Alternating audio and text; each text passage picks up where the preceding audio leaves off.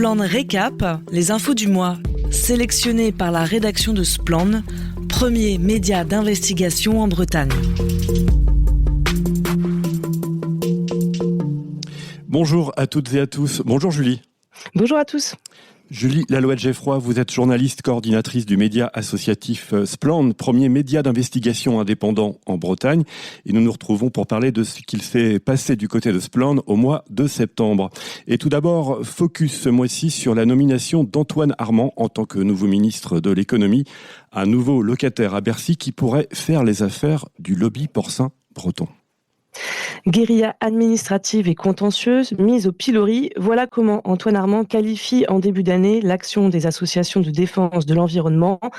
Tandis que les projecteurs sont braqués sur les actions coup de poing d'agriculteurs en mal de rémunération, le député macroniste de Haute-Savoie visite un élevage en Alsace dans le cadre d'une mission sur la promotion de l'élevage que lui a confié le ministre Marc Fesneau.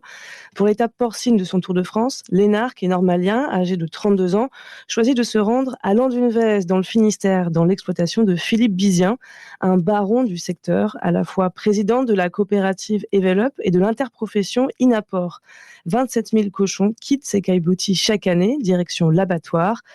Pas exactement un modèle de probité, puisque l'autorisation d'extension délivrée en 2016 par le préfet a été annulée par la justice administrative. Au terme d'une nouvelle enquête publique dont nous avions pointé les biais, cet élevage a obtenu fin 2022 sa régularisation.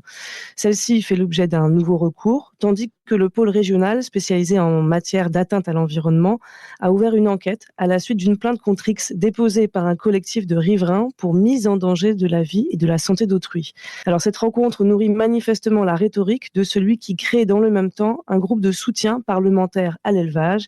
Il n'y a pas une ferme-usine en France, ose Antoine Armand le 23 janvier sur BFM TV, décrivant d'humbles agriculteurs croulant sous des centaines d'attaques d'activistes environnementalistes. C'est un discours qu'il perfectionne dès le 6 mars à l'Assemblée nationale. Pas dans l'hémicycle, mais dans la salle Colbert. Il parraine ce jour-là un colloque des omnivores, association créée par les poids lourds de l'industrie bretonne de la viande pour contrer les militants antispécistes. Un lobby dirigé par le communicant rennais Hervé Leprince, dont nous avons publié en juillet 2023 la note confidentielle sur le livre Silence dans les champs. L'auteur du livre enquête, Nicolas Legendre, y est qualifié de complotiste et Splend de presse à scandale. Et dans tout cela, Julie, des associations environnementalistes avaient été comparées au loup par le nouveau ministre à l'époque où il était encore parlementaire. Tout à fait. Antoine Armand dit, citation, « L'agriculture est victime de prédation ». C'est ce qu'il dit dans une déclaration choc qui a introduit le compte-rendu publié par la France agricole. Non seulement des loups, mais aussi de toutes ces associations qui sont en fait de petites armées à recours contentieux contre les agriculteurs. Ce sont autant de petites armées qu'il faut décourager désormais parce que leurs actions découragent la production agricole.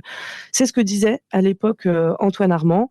Alors quelques semaines plus tard, le parlementaire passe de la parole aux actes lors de l'examen de la loi d'orientation agricole. Il dépose un amendement visant à écarter l'association L214 du dispositif de réduction d'impôts au titre des dons accordés à une association ainsi qu'un autre pour permettre aux agriculteurs d'obtenir des dommages et intérêts si un recours contre leur projet est qualifié d'abusif. Si ces marottes du lobby porcin n'ont pas tout à fait rencontré le succès escompté, Antoine Armand a pu, lors du vote solennel, se satisfaire à la tribune de, je cite, « l'inscription de l'agriculture, en particulier de l'élevage et du pastoralisme, comme intérêt général majeur ». Un principe censé hisser l'agriculture au même niveau que l'environnement afin d'obtenir des décisions du juge administratif favorables à l'agrandissement des élevages ou de retenue d'eau. Le texte est tombé avec la dissolution, mais une nouvelle présentation pourrait combler les lobbies dans un hémicycle où l'extrême droite, hostile à toute forme d'écologie, tient désormais la durée de vie du gouvernement entre ses mains. Lors du Salon international de l'élevage, le SPACE, qui se tenait à Rennes mi-septembre, Antoine Armand a d'ailleurs assuré être extrêmement vigilant à ce que le futur gouvernement remette dès que possible sur la table la loi d'orientation agricole. C'était avant de savoir qu'il remplacerait Bruno Le Maire à Bercy. Voilà, c'est un focus que vous pouvez retrouver et lire sur le site splend.org.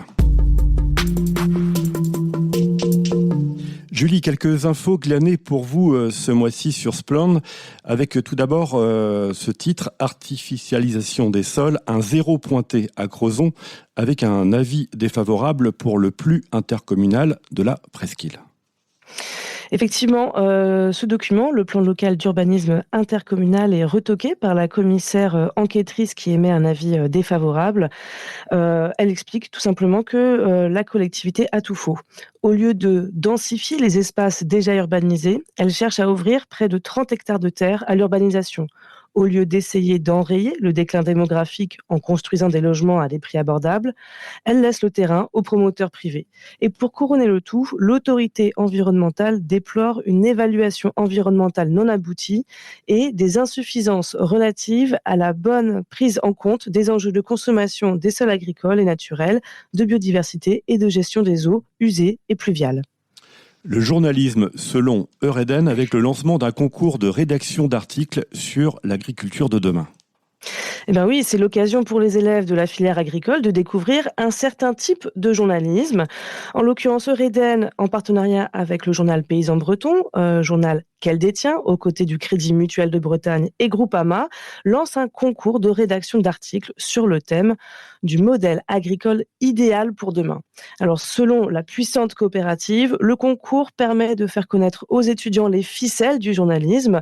Nul doute que le jury, composé en majorité des responsables communication de Eureden et donc pas de journalistes, encouragera l'esprit critique des élèves. Le business du chômage version France Travail.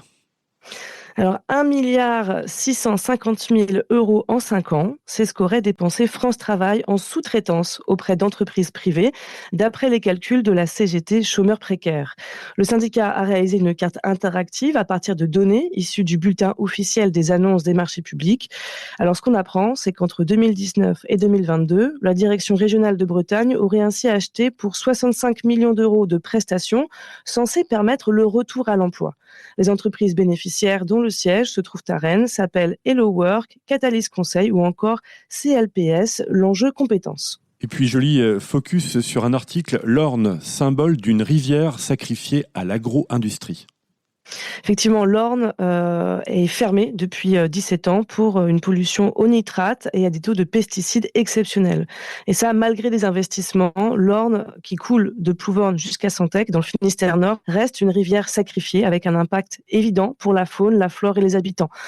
En fait, les arrêtés de restriction de l'usage de l'eau pris courant août par 19 municipalités du Léon ont été levés mi-septembre.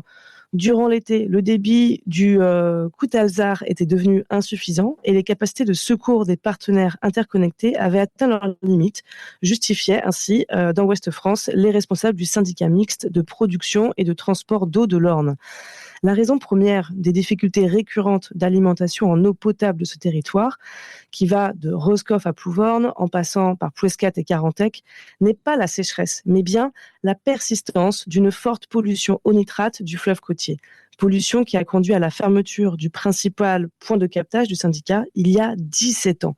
L'Orne est par ailleurs extrêmement polluée par les pesticides, comme nous le développons dans un article en ligne que vous pouvez retrouver sur splend.org.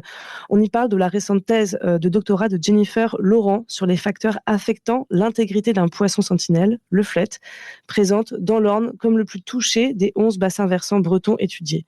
La chercheuse relève qu'au niveau de Saint-Paul-de-Léon, par exemple, la concentration totale de pesticides atteint 6,93 microgrammes par litre, alors que les seuils en eau brute ne doivent pas dépasser 5 microgrammes par litre.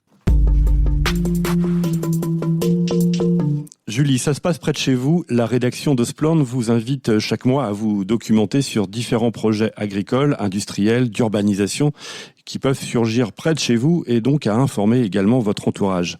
Oui, petit tour d'horizon de ces enquêtes publiques que vous pouvez consulter et auxquelles vous pouvez aussi participer, y prendre part.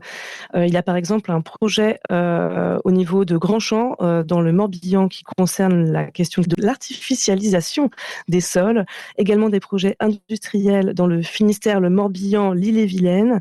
Également un projet de carrière en Ille-et-Vilaine, à Pimpon et à Tréorantec. Sur les questions d'énergie, vous avez également des projets sur lesquels vous pouvez vous pencher dans les Côtes-d'Armor, le Finistère, mais également en Vendée. Et dernier focus ce mois-ci autour d'élevage XXL et des projets d'agrandissement dans le 22, le 56 et le 29. Et vous retrouvez bien sûr la liste complète et détaillée de ces projets sur le site spland.org, rubrique « Ça se passe près de chez vous ». On termine, Julie, avec l'agenda de Spland. Quelques rendez-vous à bien noter dans les prochaines semaines et prochains mois. Alors, vous pouvez nous retrouver le 9 octobre à Rennes pour un café citoyen au Champ Libre. Le thème, c'est extrême droite en Bretagne, un virage électoral, point d'interrogation. Ce sera une discussion donc au café citoyen des Champs Libres et c'est gratuit. Le 4 novembre, à Rennes également, se trouvera la projection du film Les Algues Vertes en présence d'Inès Léraud.